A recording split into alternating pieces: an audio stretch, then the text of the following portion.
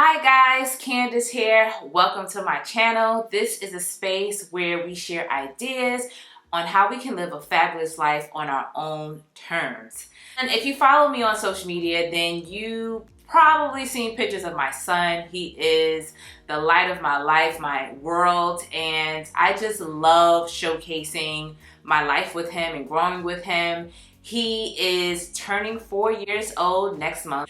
I feel extremely blessed just to see him grow every day. The things that he was not able to do a year ago, he's now doing, like writing his name. And, you know, he has his own set of friends. And it's just really cool to see him grow into himself. I just love every bit of it. I kind of wanted to share some pieces of my motherhood journey, but more so I wanted to speak about my transition into the motherhood groove. Now, this is something that people really don't discuss. Like when you get pregnant, have a baby, leave the hospital, you're pretty much left to your own devices. Yeah, we read those motherhood and parenting books, but they don't really get into the nitty gritty of, okay, who am I as a person after I embark on this life-altering journey? Because you will never be the same. So here I am 4 years after becoming a mom, and I finally feel confident. I finally feel stable. I finally feel like I'm happy and my son is happy. So we're in sync with our happiness, and it took a long time for me to get to this point. For a while, oh my gosh, I just think about the early days of all of those petty fights I used to have with, my partner. And we bickered and fought over this dumbest things, and it's because that I wanted to be perfect, and I wanted to say that I'm the mom and I have all these natural instincts and I can't take advice from you. Meanwhile, he actually had these great ideas and I would just brush them off, and understanding that your timeline is different, and forgive yourself for those early mistakes of, just putting so much pressure on yourself in a quest to be perfect. Creating a circle of trust. Ooh, this is a hard one, because being trusting is a letting go. And that takes a ton of growth, and just learning how to be calm and learning how to accept whatever happens. Again, people may not do things your way. Your mom may not care for your child your way, your grandparents or whoever. You can have the most amazing village, but if you don't let your village go to work, it will be in vain.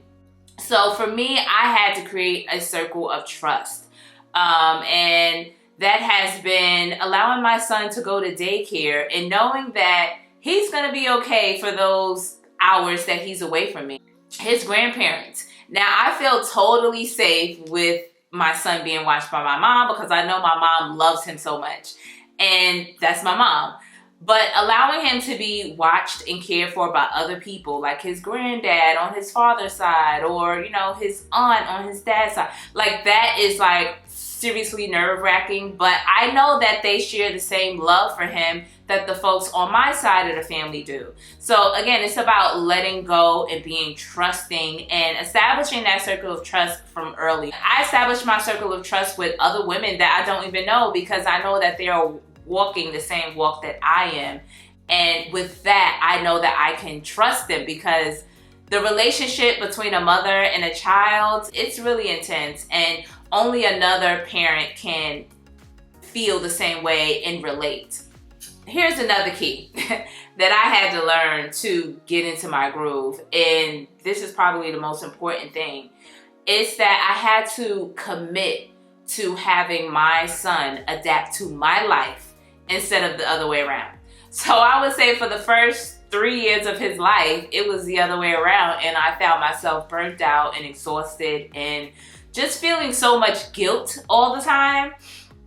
And then I realized, like, hey, I'm human. I have needs and wants and desires, and I should not table all of that just because I have this new role of being a mother. So I flipped the script And I put myself first. I put myself first, and he followed, and he incorporated, and he absorbed all that was me. And this led to him being happy, and it actually led to him speeding up his growth and his maturity. You know, going out to dinner and bringing him along, you know, that's something I wouldn't have done 2 years ago, because I would just have so much fear that something bad would happen or that he'd throw a tantrum, you know. But now I'm totally cool. I'm like, okay, if my son happens to cry over whatever reason, it's okay, because I know that if you aren't accepting of him, then okay. You can move, I can move. You know, I'm not that like type of parent who's just super closed off and arrogant. Like if my son gets outrageous, which he never does, I will, you know, excuse myself. But the most my son is gonna do is run his mouth. Like, he's super talkative. He will talk your ear off. And when I did go out, he was on my mind 24/7, and I was rushing back home. And again, the guilt train was just running again. And going back to that circle of trust, I found a new babysitter for my son. And she's a kid, you know, she's 18. And she's so sweet, and she loves children, and she loves taking care of him. And I know that he's safe with her. He loves hanging out with her, and she's just the absolute best. And the Candace 2 years ago would have never done that. So I found her from this app called Bambino. Really, I hit the jackpot on the first try. She's been amazing. She's wonderful. The first time she came over to my house, she brought all of these art supplies, and they painted a photo. She's just been a dream. So again, like I said, being open to receiving that help. I know it sounds weird to have a stranger watch your kid, but sometimes that's all you have.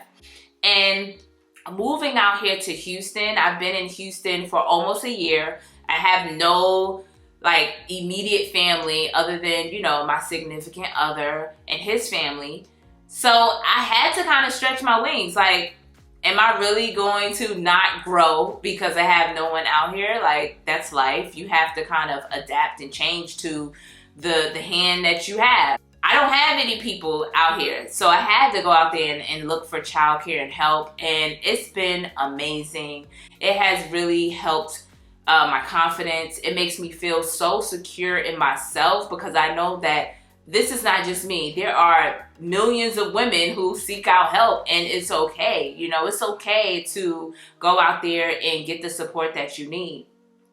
It's just important to continue to give yourself grace and know that you are doing the best you can, and you should be proud of yourself every day that you wake up, every day that your child gets to experience something new and build new relationships and learn new things. So that's it for this video. I'm really looking forward to chatting with you all again. If there's anything you want me to further expand on, please leave me a comment. You can also follow me on Instagram. My information is down below. I'm also on Twitter. So I will talk to you guys next time. Bye.